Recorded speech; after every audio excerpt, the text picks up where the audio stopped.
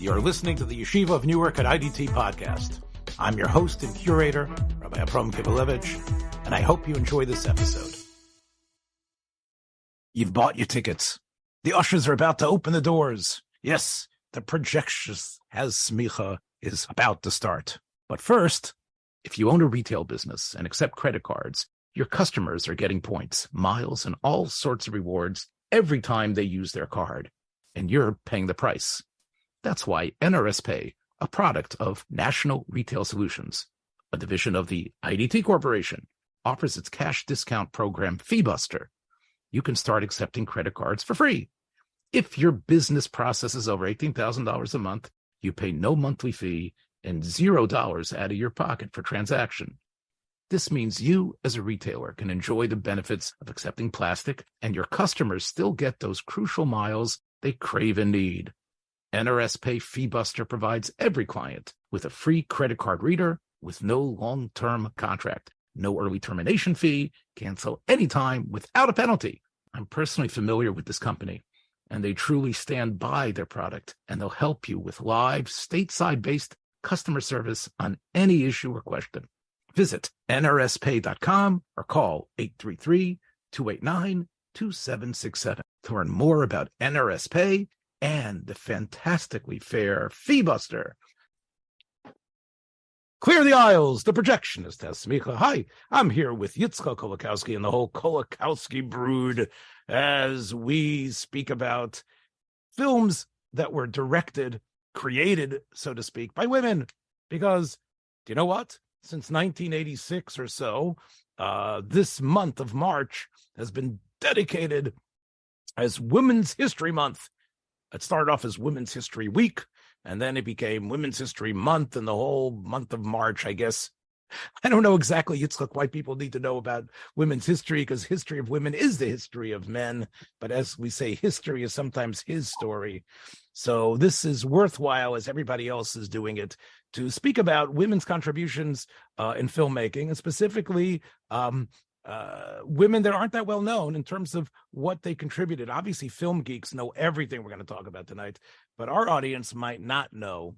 So we've got three film directors that we want to speak about, who each of them really made a very strong impression, were very important for the history of movies. In your pick, so to speak, Mabel Normand. Normand. And by the way, I just want to tell you that before you get started, I just spent about an hour or so in Staten Island. I don't know if that was where Mabel Normand, the place where she lived, but that I know she was born in Staten Island. She was born in Staten Island. I was just there. I spent the last hour there, and I was thinking about how she is probably Staten Island's first famous movie star. That makes sense. That makes sense, because there weren't that many movies before that. That's right. There weren't that many movie stars before that. So, right. Yeah. And she was a star. At a point, she really was. You know, she filled the screen in many ways. She wasn't Clara Bow in terms of that sex appeal, but she had a lot going for her, and she was a very important person in those early films. She made so many. Countless number of these. I don't even know if we know how many of shorts she made, but everything's silent. I don't think she ever did anything in talkies, right? She died before the talkie era began, correct?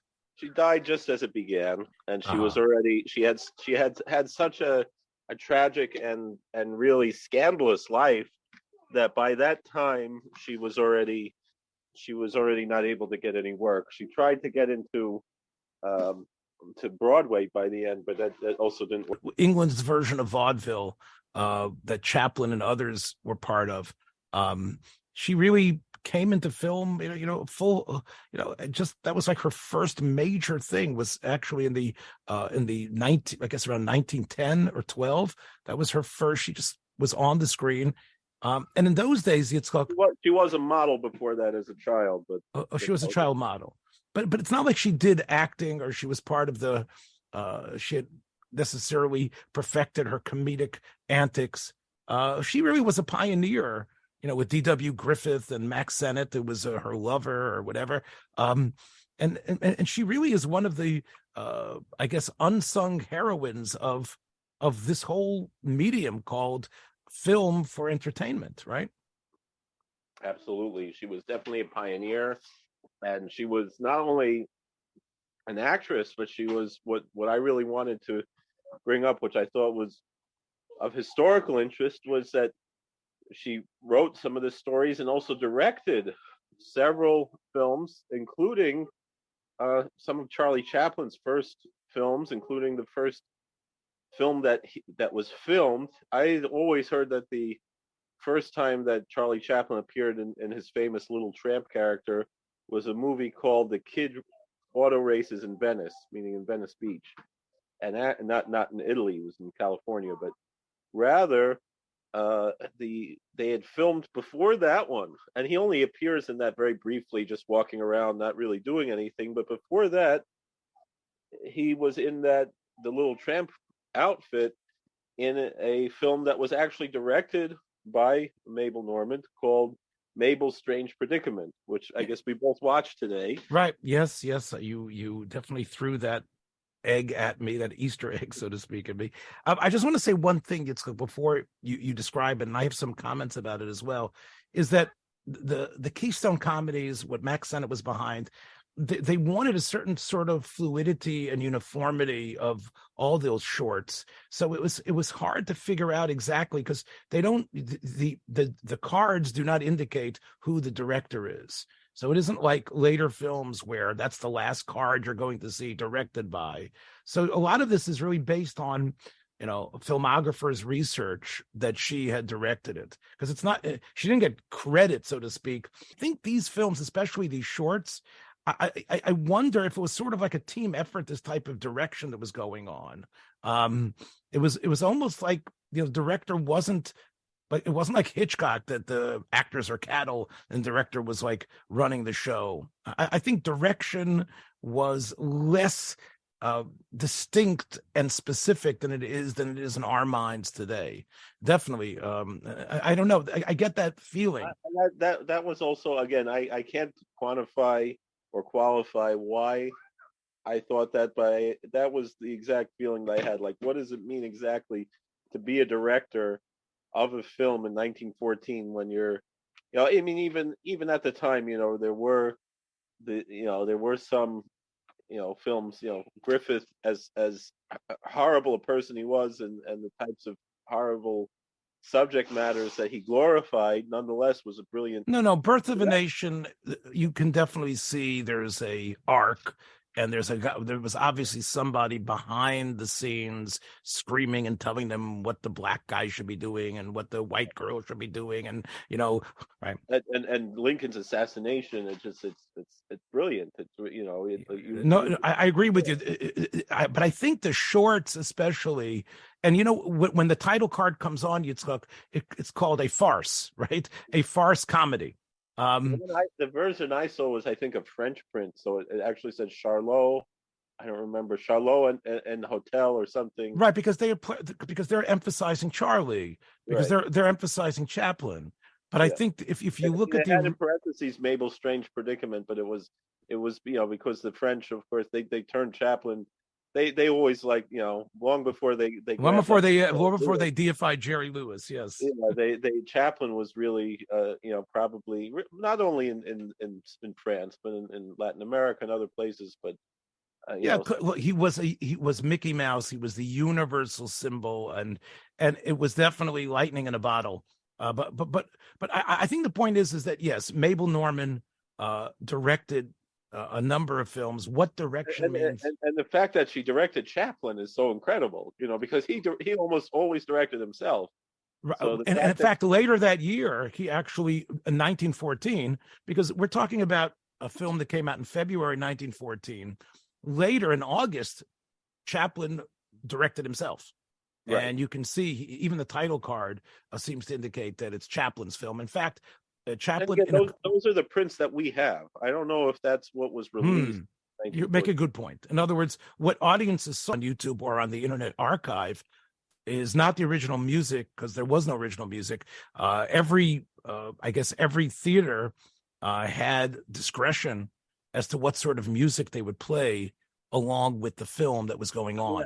I don't know what was going on in that time in 1914. I think later on there were film scores that were that were delivered as sheet music to local theaters. But that again would probably be more for the features. These shorts, I mean, a lot of them probably were even just played in Nickelodeons. They weren't necessarily even in theaters, or they could be a mix of both. All different types of releases. Mhm. I mean, by that time, I think there was more of the theater experience, but it was not Right. necessarily. So a lot of times what I'm saying is like the two shorts that I watched today, one of them 12 minutes, the other 23 minutes. I mean, I used the YouTube the YouTube valve to punch it up to 1.5 and because it runs anyway, I think at a very quick speed because of the slapstick aspect of it.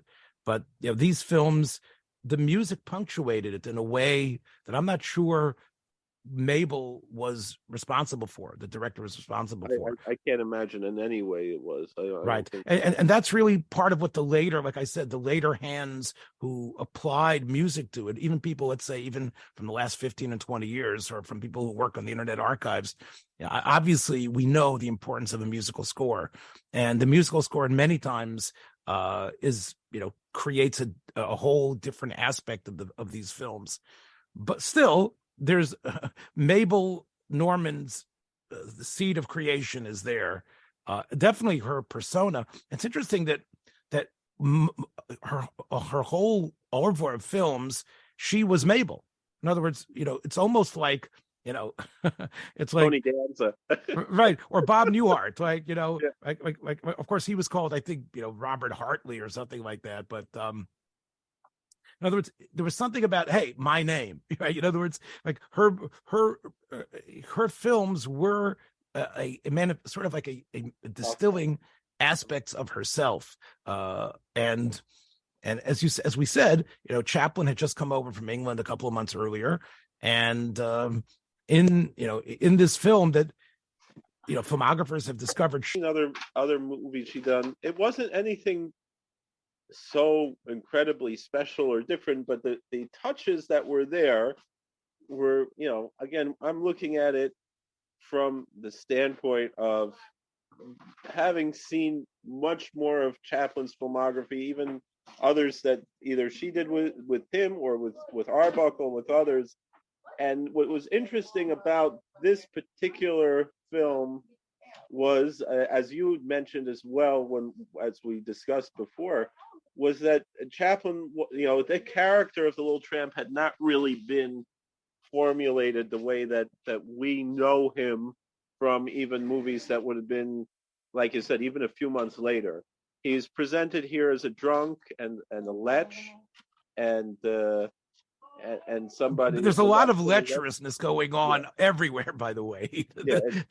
In 12 minutes, they pack in quite a bit of lechery. But it's interesting how, the one scene where she's thrown out of her room. Well, she's not really thrown. That's actually a very cute scene. And Chaplin is trying to hit on her, and she's trying to cover herself up. She's in the most sneeze-stick of pajamas. Right, but in those days, that was considered, it's sort of like in a way, it's like, I think, satirical. You're right. She's in white pajamas that are, although you can see the shape of her body in her pants. It's not like a dress. But they were very baggy pants. Yes, indeed. It's not a negligee or anything. Well, she is a comic figure. She has someone who's billed as the lover that she's waiting for. And in the film, they make pretty nice use again of animals. They have that dog that sort of like a collie mix that's sort of like allowed into this hotel. And she's playing with this dog. And because, she went to get the ball, the dog's chew toy, she ends up getting locked out of her room. I think that's what you're talking about. And Chaplin, for some reason, I thought it was incredible because in a hotel today, they would kick such a guy out. I mean, you have a guy who is called, the drunk, I think is what they call him in the credits.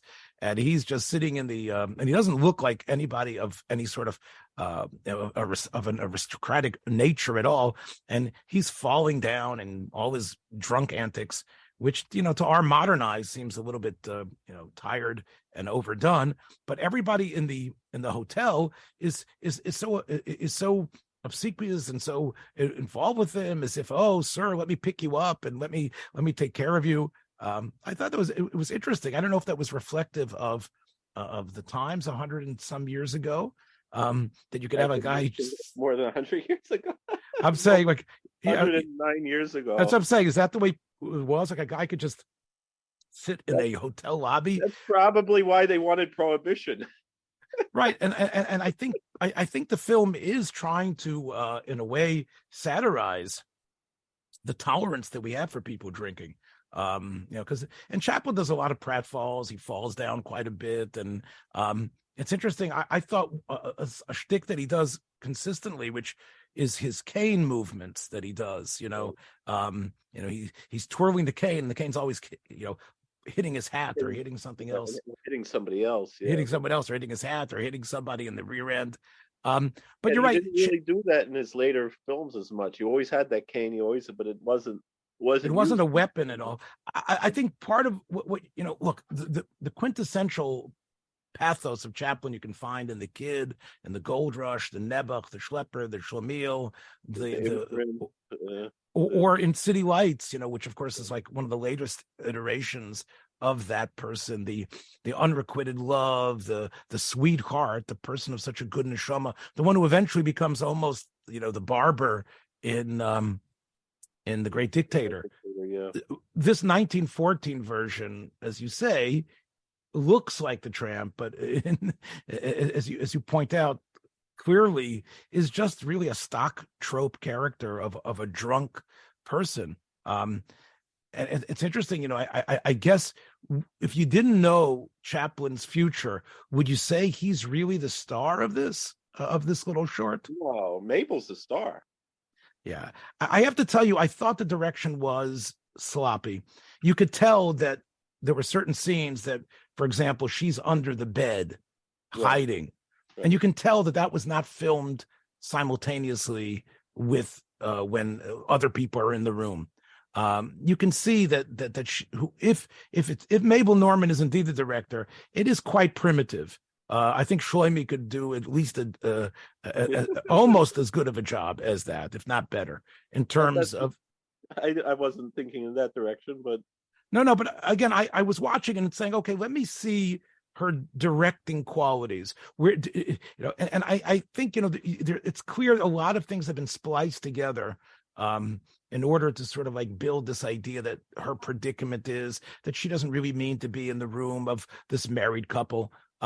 A lot of violence in this film. I mean, there's a lot of people choking each other and slapping each other and hitting each other. And maybe that's why they called it slapstick, because there's so much hitting, no? And that was one part that we both noticed of the history. She was the first comic performer on film that we know of. But she's really an emblem of the tragedy of Hollywood in general. She's an extremely tragic figure. She was addicted to drugs. She was an alcoholic. She suffered from depression. She had many, many failed relationships. She died extremely young.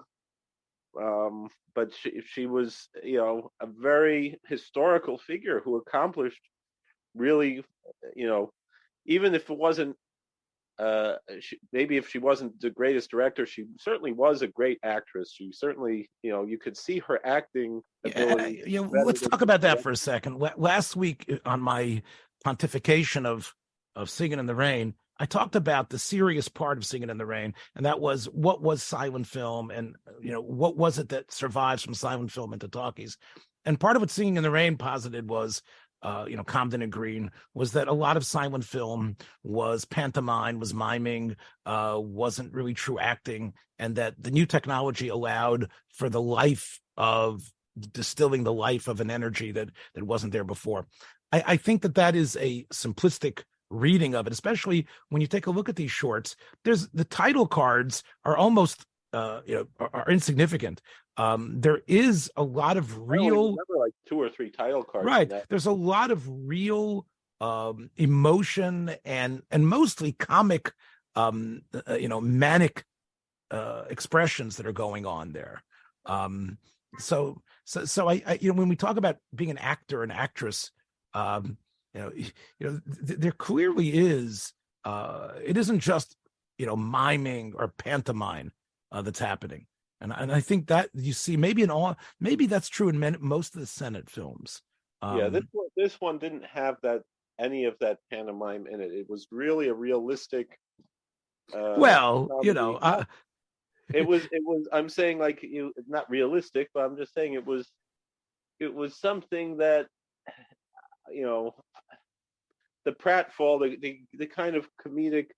It wasn't like a Three Stooges short where it was almost a fantasy world. It was the level of suspension of disbelief to see this wasn't that difficult. Meaning the anger and the violence was visceral and was real. Like the older wife, choking her husband, and it was the anger was palpable in a real way. It was still funny, but it was also kind of frightening. Right, and I think it set the stage. Mabel's strange predicament is sort of similar to a number of other screwball comedies where somebody's in the wrong room and somebody gets locked out and someone's under the bed, and what's going on. And that's the other thing. We're used to seeing all these things later. This was one of the first times maybe we saw a lot of these things. We don't know. Maybe I don't know. Maybe there were earlier things that are similar. It seems very run of the mill. Doesn't seem like anything special, but it was.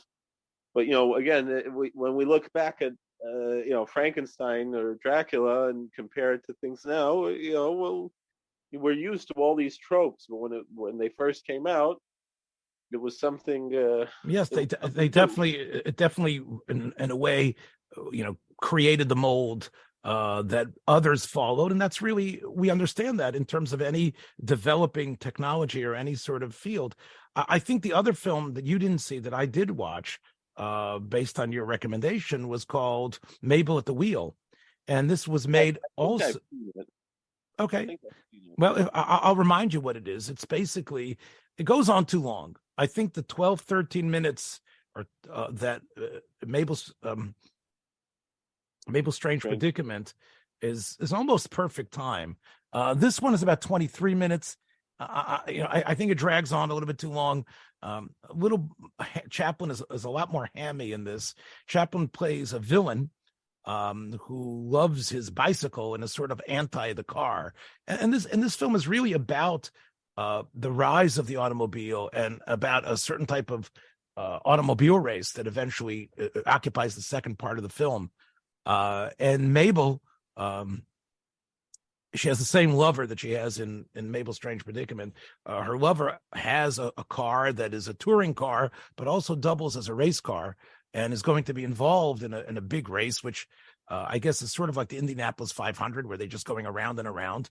And for some reason, she had begun a sort of a dalliance with Chaplin's character, who not only has the mustache, but also a little bit of, I guess, some sort of like goat-like beard jutting out of his chin, along with two evil henchmen whose mustaches reach almost all the way around their head. And he has taken Mabel for a ride on his motorized bike, it seems like. And when she falls off into the mud, for no fault of her own, just because they hit a bump, the evil character, Chaplin's character, gets miffed that his girlfriend has ditched him, and he swears revenge against her and her boyfriend, and spends the last half of the film trying to sabotage the race, and by kidnapping her lover and not allowing him to ride his race car. And Mabel ends up, when she tries to discover what's going on, she ends up going into the race, and no surprise, they're all trying to upset her and trying to pour water and other stuff and throw gas bombs. There's a lot of throwing going on. A lot of people getting hit with bricks in the first part. I remember it now that you remind me of it, it's familiar.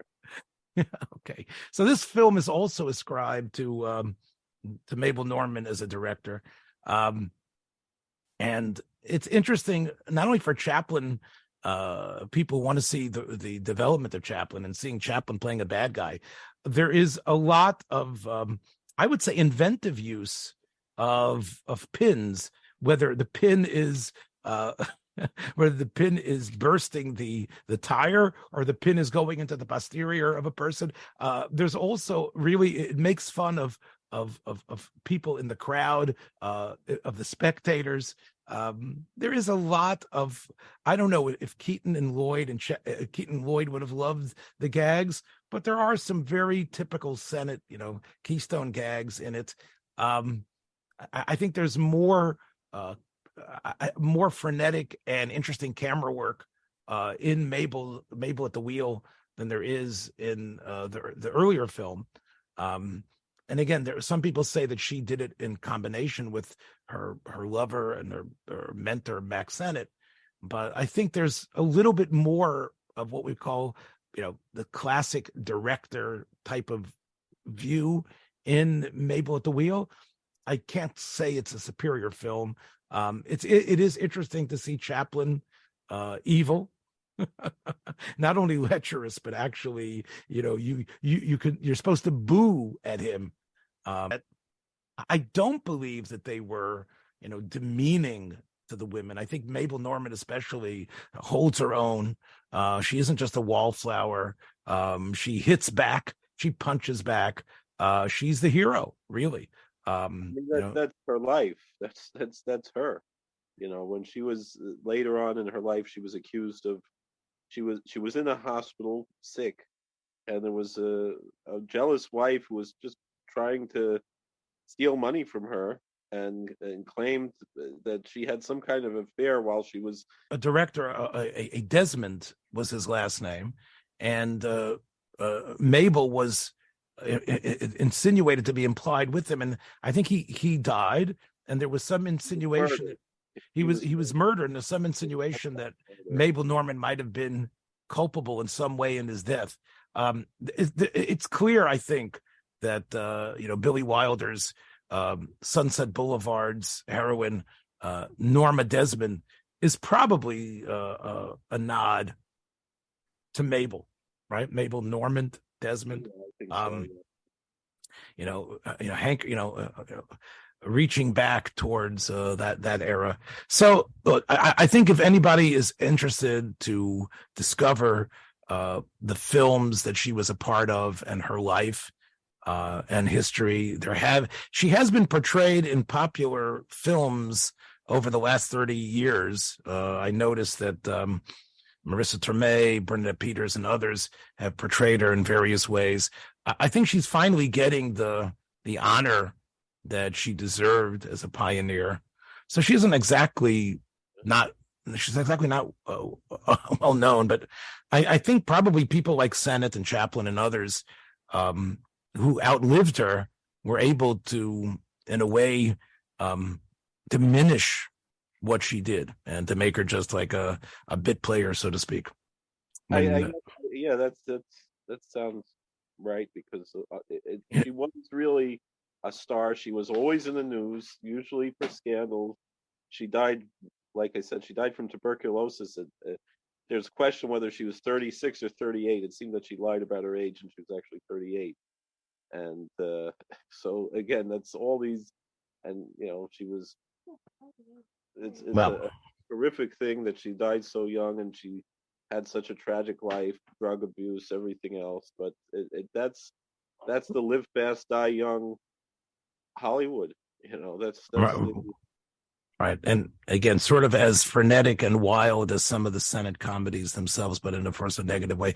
Let's talk now about a bridge figure in this way, from the silence to the talkies, Dorothy Arzner. I was unfamiliar with her work. She was a openly gay director. There was no question. She wasn't like closeted in any way. People knew about her and about her relationship with another woman. She dressed really butch. And I can't say that I sampled so many of her films. There is a film that she made, a propaganda film that she made, an anti-Nazi film that interests me. It was really, which I think is one of the last films she made, is with Merle Oberon. And it's basically, again, about Merle Oberon is the hero. They think she's collaborating with the Germans, but really in Norway she's working with the underground. And it was a film that was supposed to, and Merle Oberon, of course, was in the 30s, was a stunning beauty. That was, of course, the star of Wuthering Heights and other films. And this film was was hated. But as you say, for years she was one of the few Hollywood directors. You point out to me off pod that you think it was hard to find any female directors in the 30s, 40s besides Dorothy Arzner. I wonder how much of that had to do with the tragedy of others. Meaning, were people afraid after seeing? Again, we didn't. I guess it wasn't so well known that Mabel Normand was a director, but that was a thought that came to my mind, that her tragic life maybe was the reason that there was this desistance of women being directed. I would posit it that as silence became more sophisticated and talkies became the only medium, I think the good old boys started flexing their muscles. And when you had studio heads and other men, I think it was a sexist type of attitude. The women who were getting ahead using their feminine wiles, but to actually direct and be in charge, this was something that they didn't see as the role of women. And that might be part of it. Also, look, the film that I want to recommend, really, because I think it's interesting, and it goes together in a way with Mabel's strange predicament, is Merrily We Go to Hell. It's one of the earliest screen appearances of Cary Grant, but he is very, very he's on screen maybe for about 2 minutes or so, 2 or 3 minutes. It's got Sylvia Sidney, who was a major star at the time. I would assume the person who acts the most in this film, I guess, is Frederick March. And once again, we have a film about how terrible it is to be a drunk. And it's interesting, Dorothy Arzner, who was involved in a gay relationship at the time, really sets this film as a critique of the modern conception of marriage, of maybe being open. This was one of the theories that was very prevalent at the time, that the Victorian age is when you have a marriage that can only be monogamous, and you use your hard work and work together and have a child, and whereas the modern version of a marriage is the freedom to be open, to dance, to party. And this is a critique of that style, because the principals in this film engage in such a relationship. It's in a couple of weeks ago, Yitzchak, you mentioned that a theme that you see in many of the Westerns is sort of an attack on the sophisticated urban aspect of the world versus the more sylvan outdoors. This film has a little bit of a different dynamic of Chicago versus New York. Chicago is somehow, although they're both metropolises, Chicago is considered a little more down to earth and real than life in New York. The film starts in Chicago, where Frederick March plays Jerry Corbett, who is a columnist on a newspaper. Not a gossip columnist, but I guess a person who's sort of like Andy Rooney or maybe William Safire writing his ideas, who is at a dinner party that's being hosted by the Prentices. And this was a target of a lot of early Hollywood, was these the new money, people who had made money in the new industries. He was the tin can millionaire, the person who was canning all types of foods for popular consumption, and this is how she has her money. But although he might be new money, he is very worried that people are after his daughter for her wealth. She meets at a party where she's being hit on by a number of older men. She meets this young Jerry Corbett, played by Frederick March, who is getting drunk. And but he has wit, he has ideas, He is a playwright. When he's not writing his columns, he has ideas for productions to be eventually done in Broadway. She falls in love with him, and the title of the film is repeated a number of times. Merrily we go to hell. And that is really the idea, is that even though we seem to be struggling to have a real life and to put things together, but the availability, the accessibility, this that the modern world has bequeathed to us, the freedom of time and leisure, lends us to drink for some reason. And when we drink, we just drink to a point where we go to hell. It's fun, and that's where we're going. And Arzner really, in a way, indicates this without it being such an obvious morality play. There is humor to it, there is wit to it, but it is a really a scalding critique of that type of lifestyle.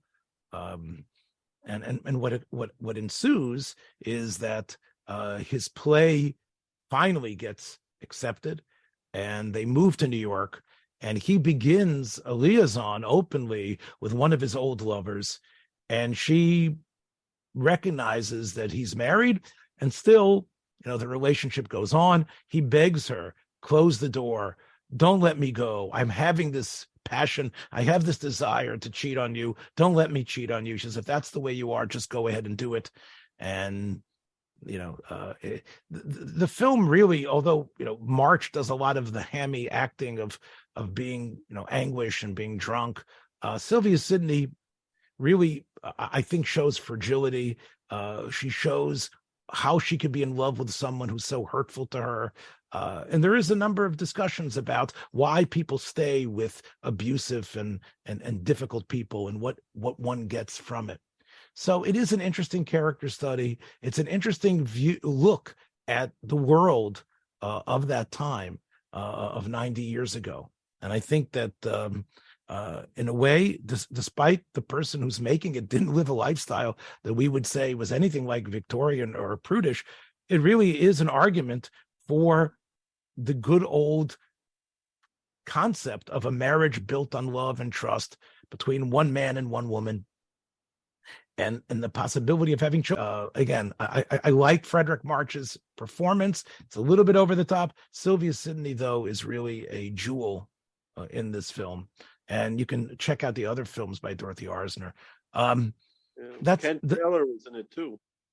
Excuse me?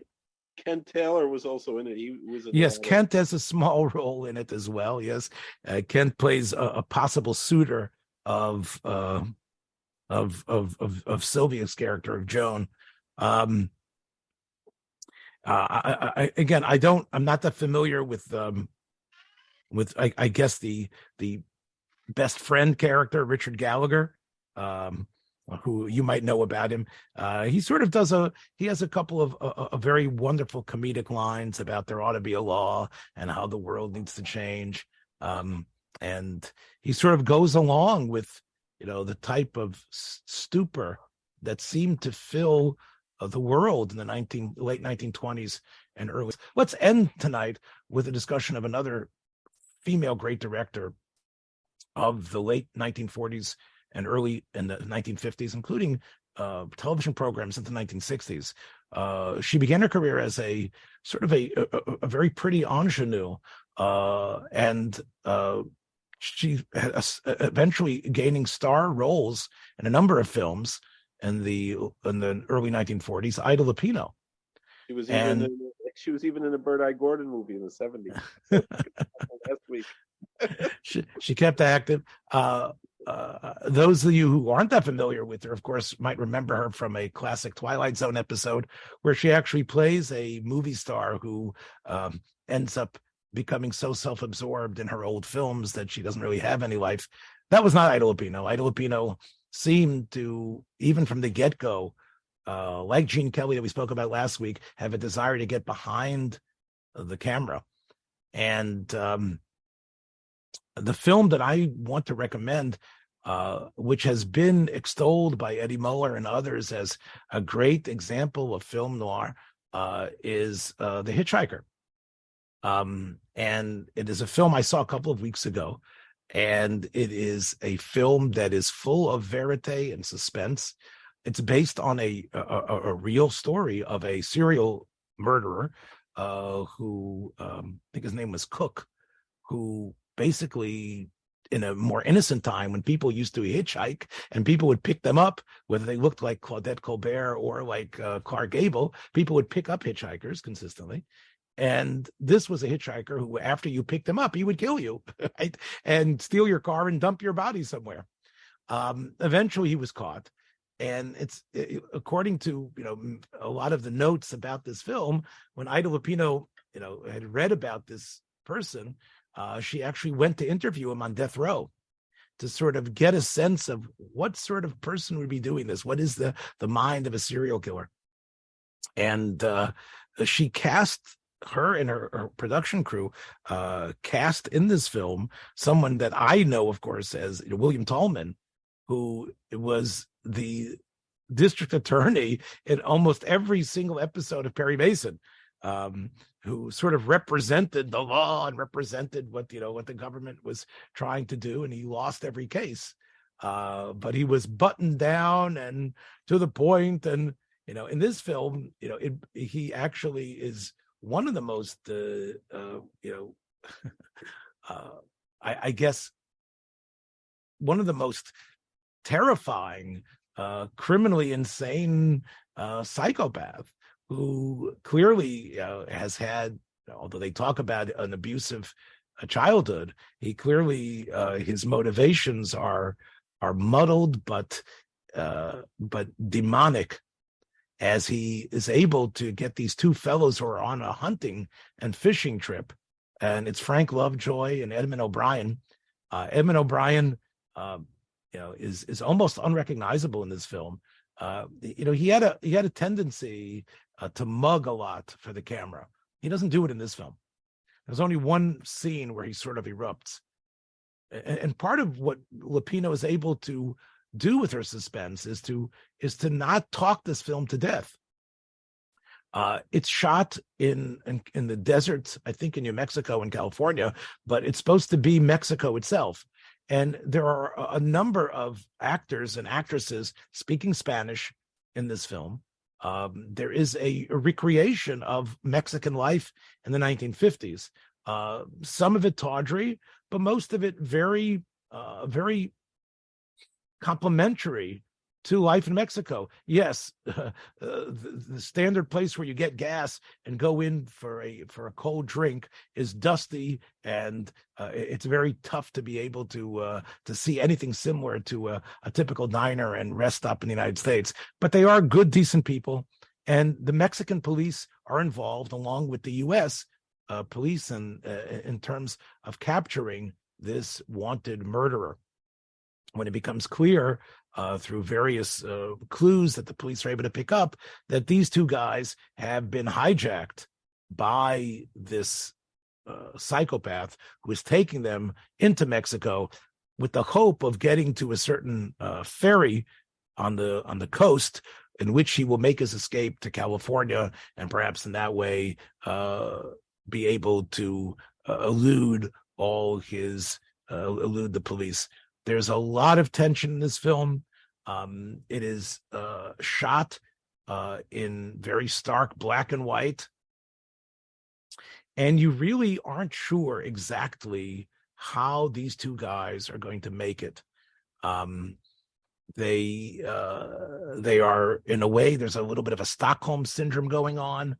There is a very subtle exploration of what makes both of them tick, of what they're about. There's also a facial deformity that William Tallman has, that it looks like he's awake when he's really asleep, and you can't tell because part of his face is paralyzed, which the killer that the film is based on also had this sort of facial problem. The film holds up incredibly. Now, again, where is Ida Lupino's vision here? Clearly, she knew how to make an exciting, gripping, small film that, in a way is extremely watchable today. Is it a woman's picture? I would say Dorothy Arzner is a woman's is putting a woman's stamp on Merrily We Go to Hell. It's interesting that Lupino, if you wouldn't tell me it was directed by a woman, it could have been directed by Edward Ulmer. It could have been directed by Frank Borsage. It could have been directed by anyone. And yet she was, the auteur of this film. So there's many other things that Ida Lupino did.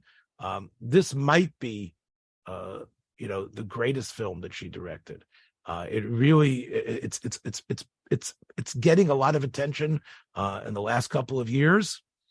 And I think really, in many ways, Yitzchak, I think it's fitting that we should end the night saying, yes, women can do what men can do. Women can contribute. Women are distinctly different in so many ways. But really, the ultimate celebration of them in their history, in terms of how they've added, is really by the fact that they've just been competent and sometimes brilliant in terms of pushing this medium forward. And someone like Ida Lupino, who is so used to being in front of the camera, was able to shift behind it and really swim in that medium. I think that really is a testament to how addictive, I guess, being involved in films are. And, it wasn't so much that, that the roles had diminished, that she couldn't get any parts. I mean, that probably was part of it. She was getting older. I think she really felt that she could contribute more as a director and creator of a film. And I think in that way, she's really a symbol for everyone, men and women, of, pursuing things that you love and doing things that in many ways are built on what has been done before, but doing it perhaps in a different way, doing it in a way where you make the most of what you have. And like I said, I think the film stands the test of time admirably. So that's about it, my friends. That's our mail, all mail. All right. Yeah. So my friends, watch your step on the way. We'll be back after the Passover holidays. That'll be in a couple of weeks from now, with films you can watch even during Sphira. Take care, everybody. Be well. Thanks for joining us for another episode from the Yeshiva of Newark at IDT Podcast. Be sure to subscribe on your favorite podcast app so you don't miss a single episode.